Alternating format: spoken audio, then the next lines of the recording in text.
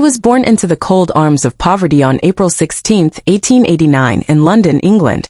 His name was Charles Spencer Chaplin, a boy destined to make the entire world laugh, while hiding a lifetime of pain behind a painted smile. His father, a singer, abandoned the family early, and his mother, Hannah Chaplin, a vaudeville performer, struggled with mental illness. Little Charlie was only a child when he was sent to a workhouse for the poor, twice, where he often went to bed hungry and cold. He didn't have shoes that fit. He didn't have a father to hold his hand. But he had one gift, the ability to observe people, mimic expressions, and find laughter in the darkest corners. That gift, hidden inside a silent, sad little boy, would one day change cinema forever.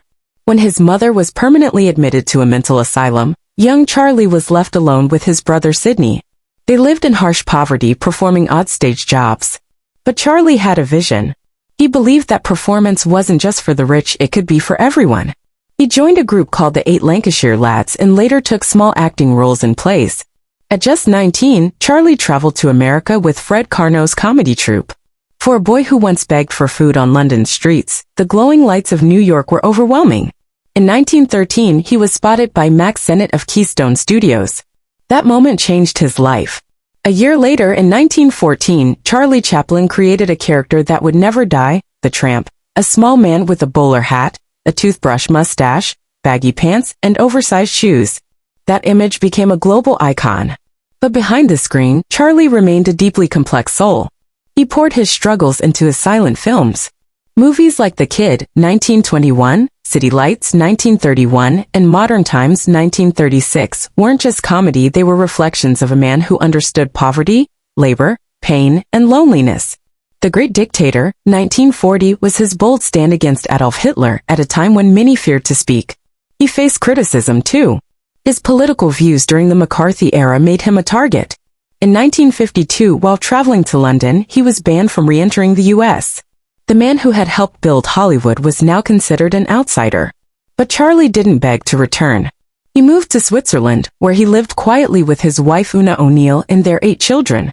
The world may have turned its back, but Charlie never lost his spirit. Years later, in 1972, the Academy invited him back to the United States. When he appeared on stage to accept an honorary Oscar, the audience gave him a 12-minute standing ovation, the longest in Academy Award history. The man who was once unwanted was now immortalized. Charlie Chaplin passed away peacefully on Christmas Day, December 25, 1977. Even in death, he gave the world a moment to pause and reflect. He had spent a life making others laugh while fighting his own sorrows in silence. He once said, "I always like walking in the rain so no one can see me crying." And maybe that's what made him great, not just the laughter, but the pain he hid behind it. Today, Charlie Chaplin isn't just remembered as a comedian.